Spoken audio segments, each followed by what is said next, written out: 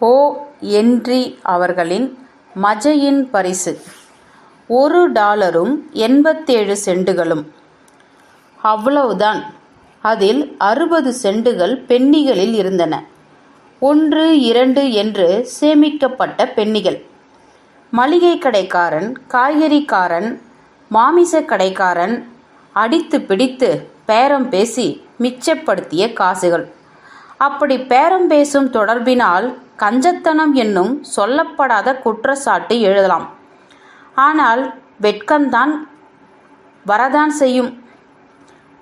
Della பணத்தை எண்ணினாள். $1.87. அடுத்த நாள் கிறிஸ்மஸ். ஒன்றும் செய்வதற்கில்லை. அழகான சின்ன சோஃபாவில் சும்மா படுத்து கிடக்க வேண்டியதுதான். படுத்து ஊளையிட வேண்டியதுதான். அதைதான் டெல்லா செய்தாள். அப்படி செய்ததில் ஒரு நீதிக்கருத்து உருவானது. விசும்பல்களால், மூக்கு உறிஞ்சல்களால், புன்னகைகளால் ஆனது வாழ்க்கை. அதிலும் பெரும்பாலும் ஆட்சி செய்வது மூக்கு உறிஞ்சல்கள்தான். அந்த இல்லத்தரசி கொஞ்சம் கொஞ்சமாக முதல் நிலையிலிருந்து 2ஆம் நிலைக்கு இறங்கிக் கொண்டிருந்தாள். வீட்டை பாருங்கள். தேவையான மரசாமான்கள் நிறைந்திருந்த வீட்டின் வாடகை வாரம் $8. வீட்டை விவரிக்க முனைந்தால் வார்த்தைகள் பிச்சைக்காரலாகிவிடுகின்றன. அளவுக்கு அற்புதமானது அல்ல. ஆனால் வீடு பிச்சைக்காரத்தனம் என்ற வார்த்தையை கொண்டிருந்தது. அது பிச்சைக்காரர்களை கைது செய்யும் காவலர் படை தேடுகின்ற வார்த்தை. கீழே முன்னறையில் ஒரு கடிதப் பெட்டியிருந்தது. அதற்குள் எந்த கடிதமும் செல்வதில்லை. மின்சார பொத்தான் இருந்தது. அதிலிருந்து எந்த மனித விரலாலும் ஒளியை கெஞ்சி கூத்தாடி கொண்டு வர முடியாது. அதற்கு மேல் ஒரு அட்டை இருந்தது. அதில் மிஸ்டர் ஜேம்ஸ் டில்லிங்காம் யங் என்ற பெயர் எழுதப்பட்டிருந்தது.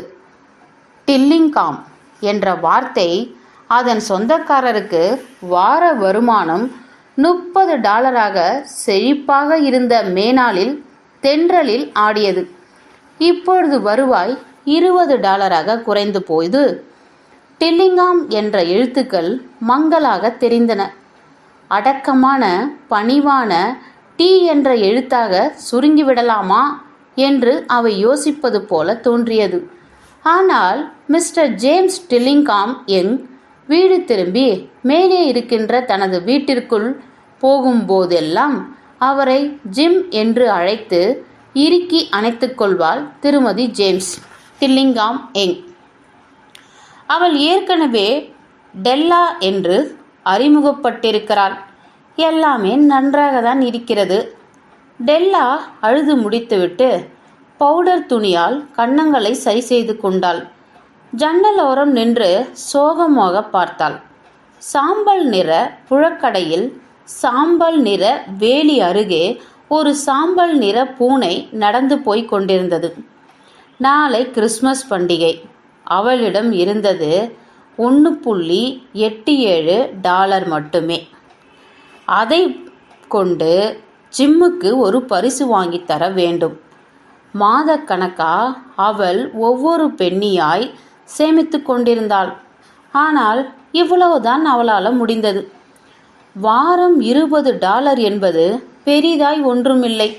அவள் கணக்கு பார்த்ததை விட செலவுகள் அதிகமாகவே இருந்தன. செலவுகள் எப்போதும் அப்படித்தான். ஜிம்முக்கும் பரிசு வாங்க இருப்பது $1.87 மட்டுமே. அவளது ஜிம் அவனுக்காக நல்லதாக ஒன்றை திட்டமிடுவதற்குள் அவள் பல மணி நேரத்தை செலவழித்திருந்தாள். அற்புதமான, அபூர்வமான, தரமான ஏதோ ஒன்று ஜிம்முக்கு சொந்தமாகும் கௌரவத்திற்கு தகுதியாக இருக்கும் நிலைக்கு கொஞ்சம் நெருங்கி வரக்கூடிய ஒரு பொருள். அறையின் ஜன்னல்களுக்கிடையே சுவரில் ஒரு கண்ணாடி மாட்டிருந்தது. இதுபோல $8 கிடைக்கும் வீடுகளில் ஜன்னல்கள் இடையே ஒரு கண்ணாடியை நீங்கள் ஒருவேளை பார்த்திருக்கலாம். மிகவும் மெலிந்த, மிகவும் சுறுசுறுப்பான ஒரு ஆள் நீட்டு வாக்கான துண்டுகளின் வேகமான வரிசையில் தெரியும் தன் பிரதிபிம்பத்தை அவதானித்து தனது தோற்றத்தை பற்றி சரியான நியமானதொரு கருத்தை உருவாக்கி கொள்ளலாம். டெல்லா மெலிதாக இருந்ததால் இந்த கலையில் நிபுணத்துவம் பெற்றிருந்தாள். திடீரென்று அவள் ஜன்னலை விட்டு சுழன்று திரும்பி கண்ணாடி முன் நின்றாள். அவள் கண்கள் பிரகாசமாக மினுமினுத்தன. ஆனால் அவளது முகம் 20 வினாடிகளில் சோபை இழந்தது. வேகமாக அவள் தனது கூந்தலை கலைத்து முழுவதுமாக அவிழ்த்து விட்டாள். இப்பொழுது ஜேம்ஸ் டில்லிங்காம் ஹெங் தம்பதிகளிடம் 2 உரிமைப் பொருட்கள் இருந்தன. அவற்றில் அவர்களுக்கு ஆகப்பெரும் பெருமை உண்டு. ஒன்று ஜிம்மின் தங்க கைகடிகாரம். அது அவனுடைய அப்பாவின் கடிகாரம், தாத்தாவின் கடிகாரம். மற்றொன்று டெல்லாவின் கூந்தல்.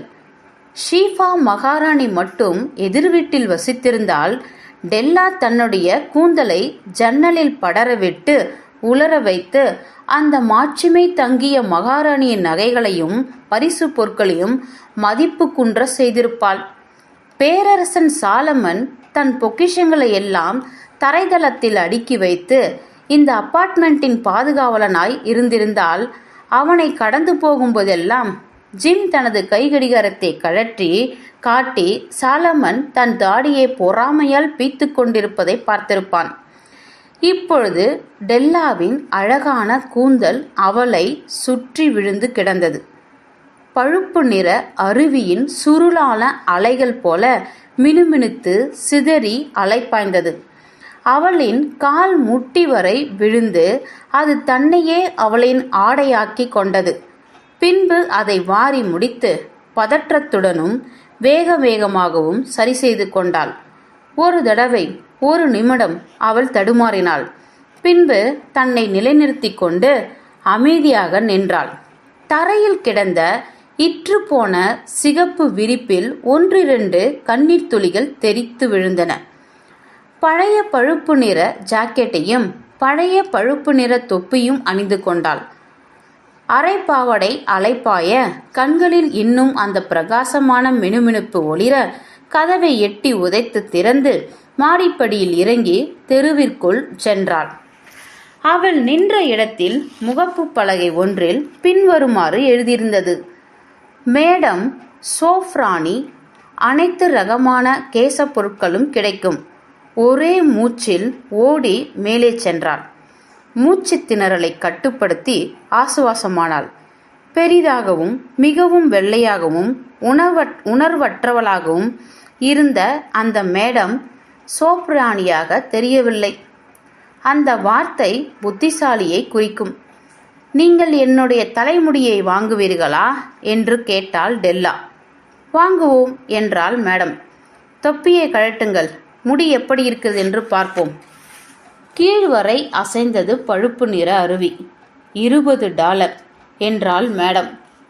பயிற்சி பெற்ற தன் கையால் குவியலை அள்ளிக்கொண்டு சீக்கிரமாக கொடுங்கள் என்றாள் டெல்லா. ஓ, அடுத்த 2 மணி நேரமும் ரோஜா சிறகுகளில் தள்ளாடியது. இந்த பொருள் மற்றொன்றாக குறிப்பிடப்படும் உருவகத்தை மறந்துவிடுங்கள். ஜிம்மின் பரிசை கடை முழுவதும் அலசி தேடினாள். இறுதியில் அதை கண்டுபிடித்தாள்.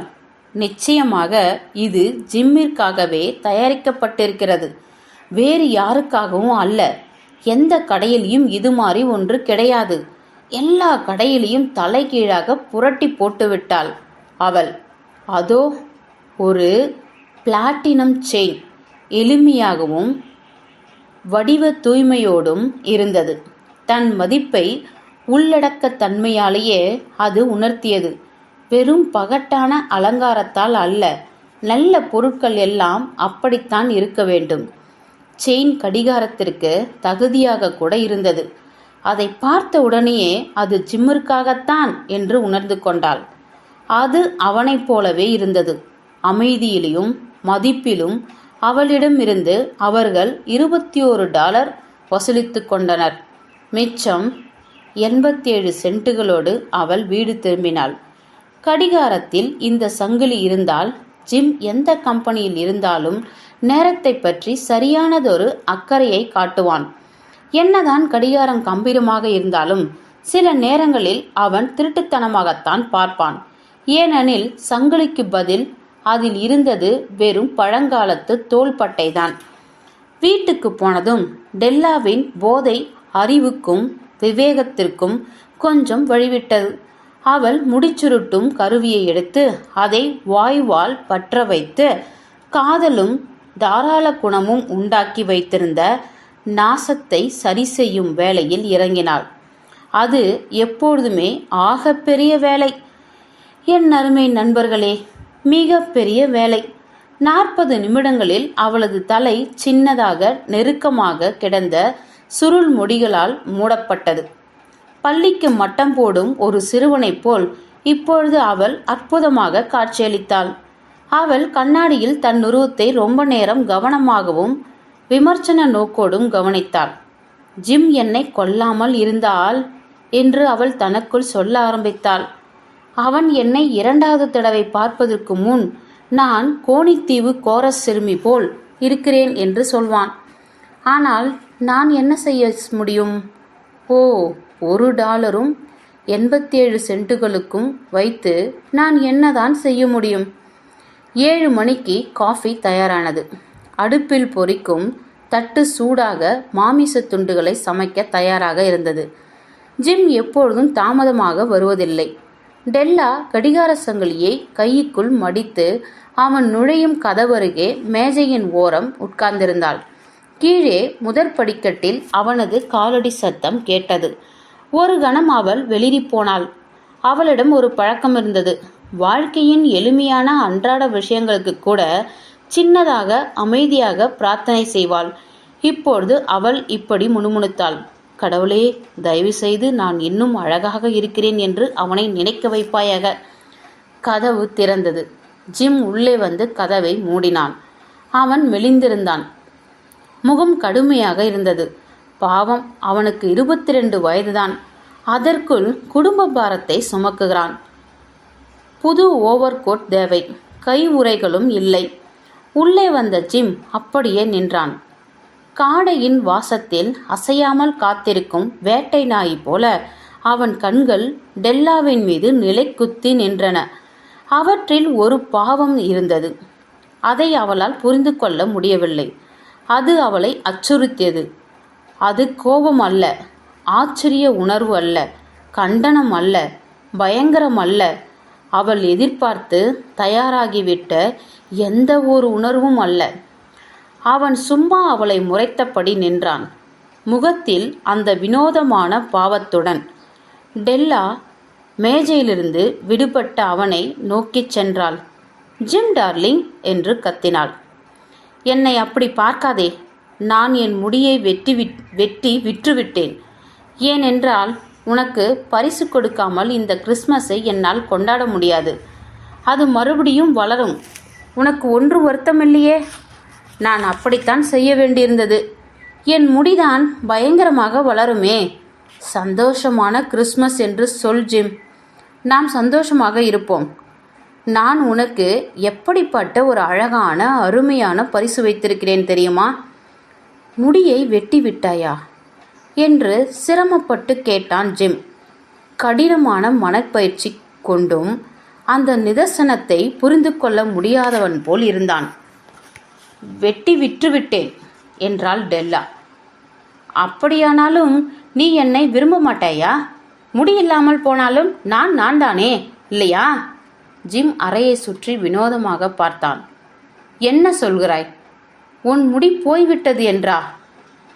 என்று முட்டாள்தனம் இழையோடு சொன்னான். நீ அதை தேடாதே என்றாள் டெல்லா. அதை விற்றுவிட்டேன் என்று சொல்கிறேன். விற்றாகி விட்டது, போய்விட்டது. இப்பொழுது கிறிஸ்மஸ் வரப்போகிறது. அன்பே, ப்ளீஸ் என்னிடம் நன்றாக பழகு. ஏனென்றால் உனக்காகத்தான் எல்லாம். என் தலைமுடியை அளந்து கொடுத்துவிட்டேன் என்று சொல்லிவிட்டு திடீரென்று நிஜமான இனிமையோடு மேலும் தொடர்ந்தாள். ஆனால் உன்மேல நான் வைத்திருக்கும் காதலை யாராலும் அளக்க முடியாது. நான் இறைச்சி துண்டுகளை எடுத்து வைக்கட்டுமா ஜிம்? ஜிம் மயக்க நிலையிலிருந்து வேகமாக விழித்தெழுந்தவன் போல காணப்பட்டான். டெல்லாவை அணைத்து கொண்டான். நாம் இப்பொழுது 10 வினாடிக்கு வேறு திசையில் உள்ள வேறொரு முக்கியமில்லாத வஸ்துவை பற்றி கவனமாக ஆராய்ச்சி செய்வோம். வாரத்திற்கு $8 அல்லது வருடத்திற்கு 1 மில்லியன் என்ன வித்தியாசம்? ஒரு கணக்கு நிபுணர் அல்லது ஒரு அறிவாளி உங்களுக்கு தவறான விடையை தரக்கூடும். குழந்தை இயேசுவை பார்க்க வந்த அந்த 3 கிழைத்தேய ஞானிகள் விலை மதிக்க முடியாத பரிசுகளை கொண்டு வந்தனர். ஆனால் அந்த பரிசுகளில் அது இல்லை. இந்த புரியாத கருத்து பின்னால் விளக்கப்படும். ஜிம் தனது ஓவர்கோட் பாக்கெட்டிலிருந்து ஒரு பார்சலை எடுத்து மேஜை மீது விட்டெறிந்தான். என்னை தவறாக நினைக்காதே டெல் என்றான் அவன். முடி வெட்டியதாலோ அல்லது சவரம் செய்ததாலோ அல்லது ஷாம்புவாலோ என் காதலி மேல் நான் வைத்திருக்கும் காதல் குறையும் என்று நான் நினைக்கவில்லை. ஆனால் நீ இந்த பார்சலை திறந்து பார். அப்பொழுது புரியும் ஏன் நான் முதலில் அப்படி இருந்தேன் என்று. மெல்லிய வெள்ளை விரல்கள் கயிறுகளை அவிழ்த்து காகிதத்தை கிழித்தன. அப்பொழுது எழுந்தது ஓர் பேரானந்த கூச்சல். அப்புறம் ஐயோ!